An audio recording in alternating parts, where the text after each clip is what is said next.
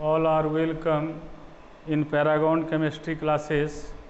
आज के क्लास में हम इलेक्ट्रोकेमिस्ट्री को आगे बढ़ाते हुए फैराडे के वैद्युत अपघटन का प्रथम नियम को पढ़ेंगे। लिखा हुआ है फैराडे के वैद्युत अपघटन का प्रथम नियम, Faraday's first law of electrolysis. Electrolysis के बारे में पढ़े थे, वैद्युत अपघटन हम लोग पढ़े थे। इस तरह का एक वैद्युत अपघटनी सेल है और ये प्लेटिनम का 2 इलेक्ट्रोड है,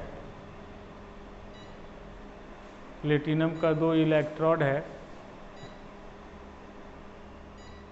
और एक को पॉजिटिव से और दूसरे को नेगेटिव से अगर बांध देते हैं, वायर से कनेक्ट कर देते हैं आउटर सोर्स से, और देखते हैं कि अगर ये NaCl मॉल्टन स्टेट में ले लें तो पढ़े थे कि NaCl जैसे ही वैद्युत धारा इसमें देंगे तो ये Na+ और Cl- और इसको बोला जाता है कैथोड, जो नेगेटिव टर्मिनल से ऐड किए हैं, और दूसरा जो है वो एनोड है। हम लोग बताए थे वैद्युत अपघटनी सेल का कैथोड ऋणात्मक और एनोड जो है धनात्मक होता है। और इस तरह से हम लोग देखे कि कैथोड पर Na+ एक मोल इलेक्ट्रॉन को गेन करके Na बन जाता है। यानी देखते हैं कि सोडियम जो है यहाँ पर जमा होना शुरू कर देता है और क्लोरीन इधर से निकलना शुरू हो जाता है। तो जमा जो होता है वो हरदम कैथोड पर है ना, जो भी धातु या धातु जमा होता है वो कैथोड पर होता है। और इस तरह से फैराडे के वैद्युत अपघटन का प्रथम नियम हम लोग लिखे रहे हैं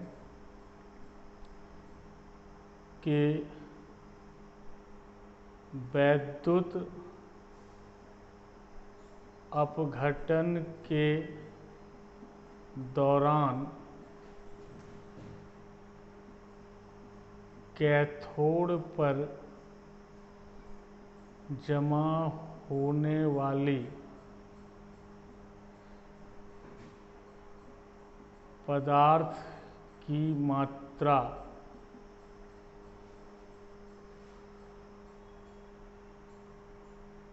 वैद्युत अपघटनी सेल में प्रवाहित वैद्युत अपघटनी सेल में प्रवाहित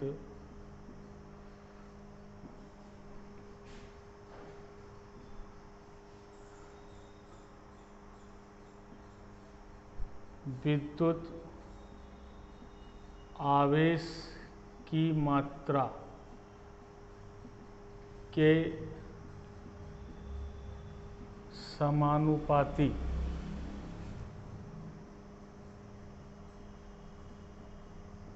होता है। यानी वैद्युत अपघटन के दौरान कैथोड पर जमा होने वाले पदार्थ की मात्रा वैद्युत अपघटनी सेल में प्रवाहित विद्युत आवेश की मात्रा के समानुपाती होता है। यानी अधिक मात्रा में वैद्युत धारा प्रवाहित करेंगे तो अधिक जमा होगा और कम मात्रा में करेंगे तो कम होगा। अभी जो बता रहे थे Na+ इलेक्ट्रॉन Na, अगर ये 96,500 कूलम के आसपास इलेक्ट्रिसिटी पास करेंगे तो 23 ग्राम सोडियम जमा होगा। अगर जस्ट इतना अगर जमा कर दे तो ओनली 0.23 ग्राम होगा। इससे ज़्यादा अगर कर दें तो और भी ज़्यादा जमा होगा। तो वैद्युत अपघटन के दौरान कैथोड पर जमा होने वाले पदार्थ की मात्रा है ना, वैद्युत अपघटनी सेल में प्रवाहित विद्युत आवेश की मात्रा के समानुपाती होता है नहीं। ज़्यादा मात्रा में अगर जमा करेंगे, ज़्यादा मात्रा में विद्युत धारा अगर देते हैं तो ज़्यादा जमा होगा, और कम मात्रा में विद्युत धारा देते हैं तो कम जमा होगा, है ना। अर्थात W समानुपाती Q। ये W जो है कैथोड पर जमा होने वाले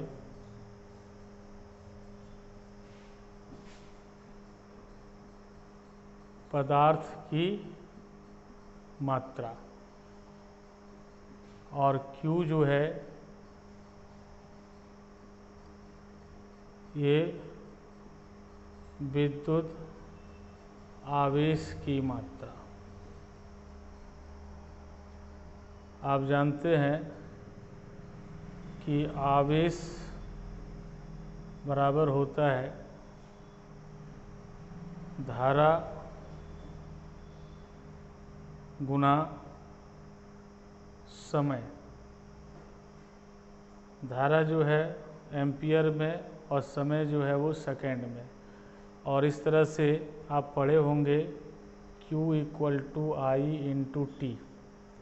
और इस तरह से हम लोग लिख सकते हैं W ∝ IT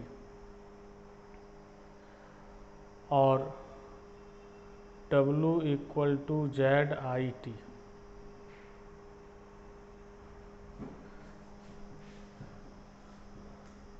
I जो है ये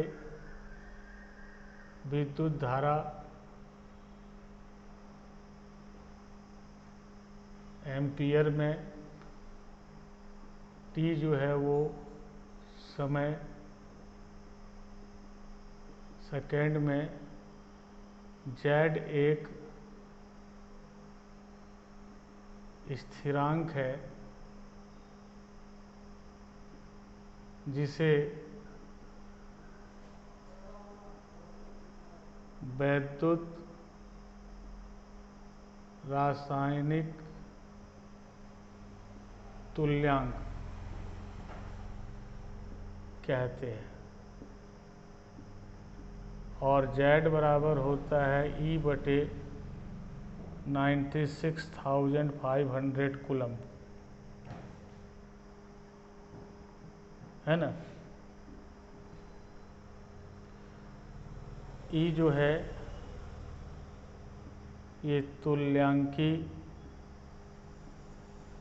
द्रव्यमान है। याद रखिए E बराबर परमाणु द्रव्यमान बटे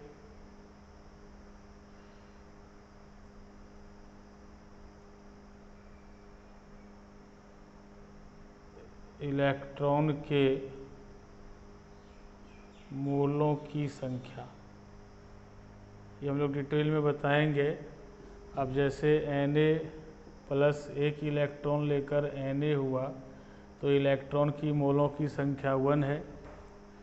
Ca2+ 2 इलेक्ट्रॉन लेकर Ca बना तो इसमें इसकी मोलों की संख्या 2 है। तो परमाणु का जो द्रव्यमान है, मान लो Ca का तुल्यांकी भार देखना हो तो 40/2 = 20, जबकि Na का तुल्यांकी भार 23/1 = 23। तो याद रखिएगा E जो है तुल्यांकी भार है और फैराडे कांस्टेंट है 96,500। तो इस तरह से फाइनल इक्वेशन देख लें। अगर ये समीकरण 1 है तो समीकरण 1 में Z का मान रखने पर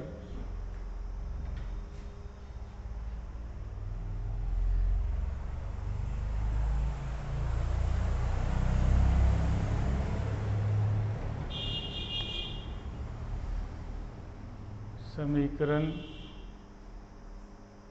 1 में Z का मान रखने पर W बराबर EIT/96,500।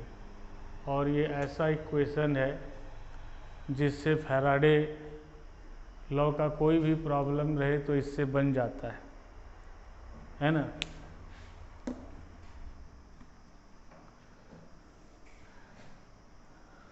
तो देख लीजिए फैराडे का नियम अब जैसे क्वेश्चन आए कि कॉपर सल्फेट के विलयन में 5 एम्पीयर की विद्युत धारा 10 मिनट तक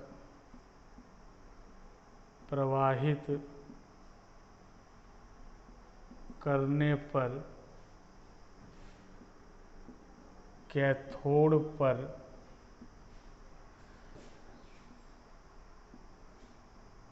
कितनी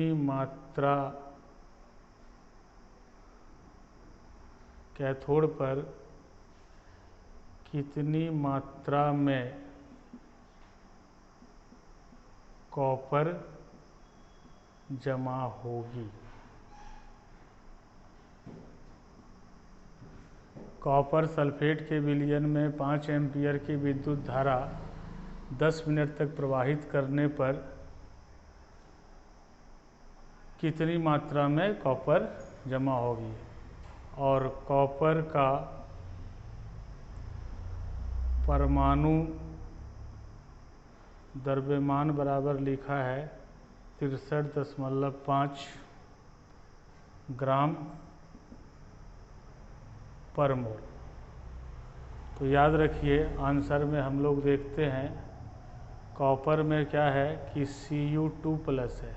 याद रखिए कॉपर सल्फेट Cu2+ है और SO4 2- है। हरदम आयनिक फॉर्म में हम लोग पॉजिटिव आयन को लिखते हैं, तो Cu2+ 2 इलेक्ट्रॉन को लेकर Cu बनेगा, इसलिए तुल्यांकी भार उसका जो हो गया परमाणु द्रव्यमान 63.5 और 2 मोल इलेक्ट्रॉन जो है यूज हुआ है इसमें, इसलिए इसका हो जाएगा 31.75 ग्राम पर इक्विवेलेंट। और I का मान जो दिया है वो 5 एम्पीयर दिया है। T का मान जो है 10 मिनट यानी 10 × 60 600 सेकेंड पहले ही लिखे थे कि T को सेकेंड में लेना है। और पूछ रहा है कि W = वाट, तो हम लोग जानते हैं W = E/96,500।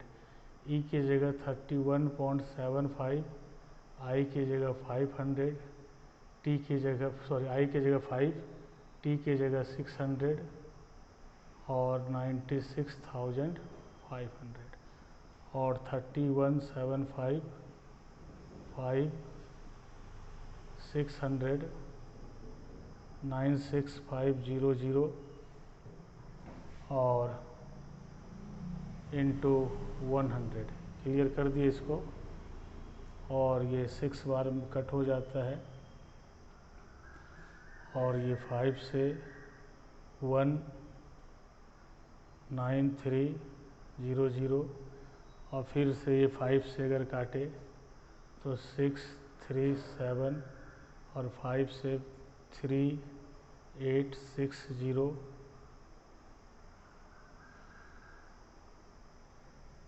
और इस तरह से आप डिवाइड करना होगा इंटू 6,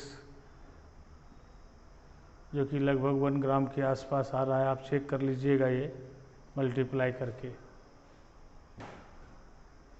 36 है ना, ये अप्रॉक्सीमेटली 1 ग्राम के आसपास आएगा, आप चेक कर लीजिएगा। तो इस तरह से अगर हम लोग फैराडे रिलेटेड प्रॉब्लम्स बनाते हैं तो इस क्वेश्चन, इस जो इक्वेशन, इससे सारा प्रॉब्लम बन जाएगा। ई तुल्यांकी भार है, तुल्यांकी भार बराबर परमाणु भार यानी परमाणु द्रव्यमान बटा जितना इलेक्ट्रॉन इक्वेशन में यूज हुआ है। अगर 1 यूज होगा तो यहाँ 1 होगा, 2 यूज हुआ है तो 2 होगा।